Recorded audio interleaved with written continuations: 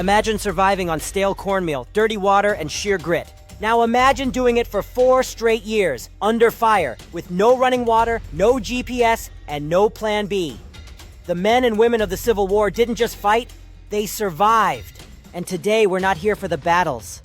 We're here for the survival tactics they used that still work. If you're smart enough to remember them, this isn't a history lesson. It's a prepper's goldmine, buried in the past.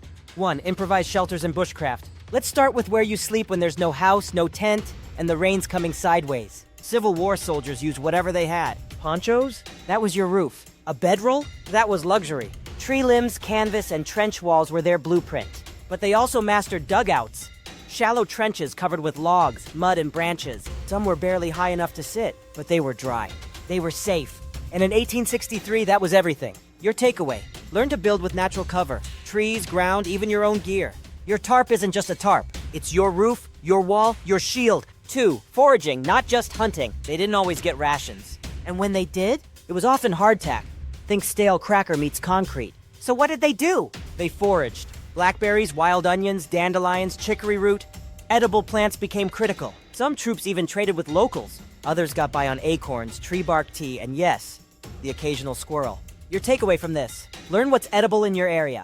Practice it now, not when shelves are empty. Nature's grocery store has no hours, but no warning labels either. Part 3, water purification. Old school. No filters, no tablets, just hope. But some units boiled water when they could. Others used sand layers and cloth to strain out grit. And the smart ones? They followed the animals.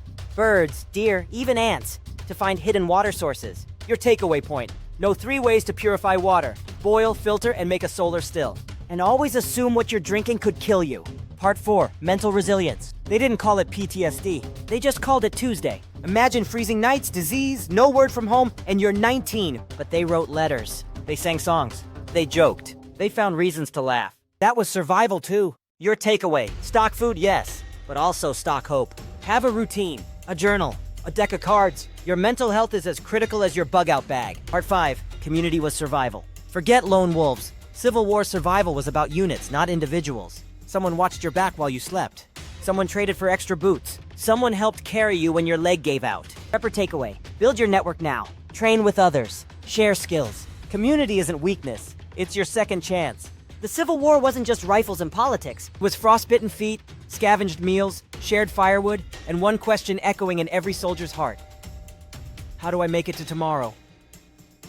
The tools they used are still around. So if you're serious about prepping, study the past. Use the present, and be ready for what's next. If you found something useful in this, subscribe, because the next video is even more vital: the forgotten skill that fed thousands during the Civil War. And trust me, you're gonna want that one in your back pocket.